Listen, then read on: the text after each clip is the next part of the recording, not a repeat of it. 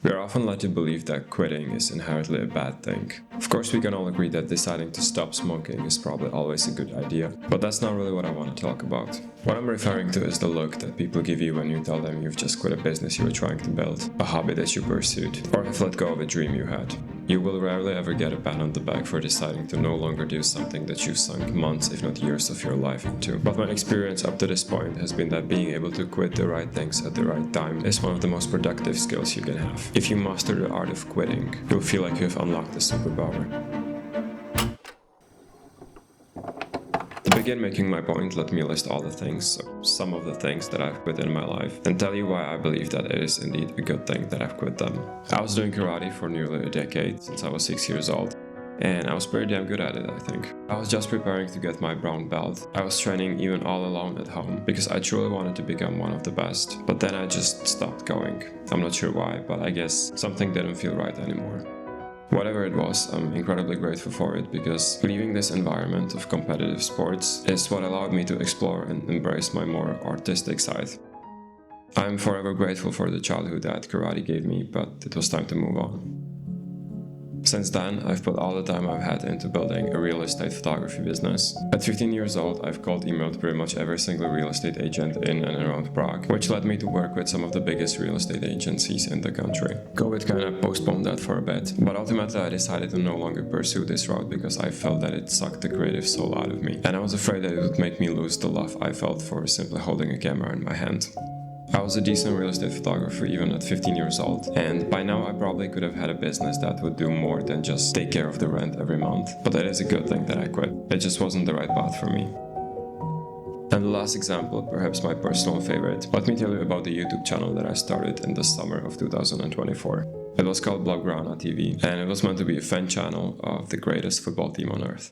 I was doing these video essays on the team's history. I've sunk a decent amount of money into it, a more than decent amount of time. I was telling everyone that this is going to be the thing that will make me the rich man that I hope to become. And then, one sunny day, I was like, well, perhaps not. And I deleted the entire channel. This is what I wrote in my journal that day.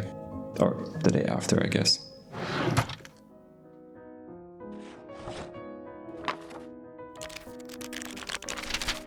Shortly, I'll be 21, and I think it's time to start getting what I want in life. Okay, over the past few weeks, I spent a significant amount of time and money setting up a YouTube channel focused on stuff around FC Barcelona, and in my typical fashion, I threw it all out yesterday. I hate that I cancelled another project. I can work hard, I just cannot stick to anything. I think the problem is that I was never really true to myself. It's been years upon years of knowing that I like to do stuff with cameras.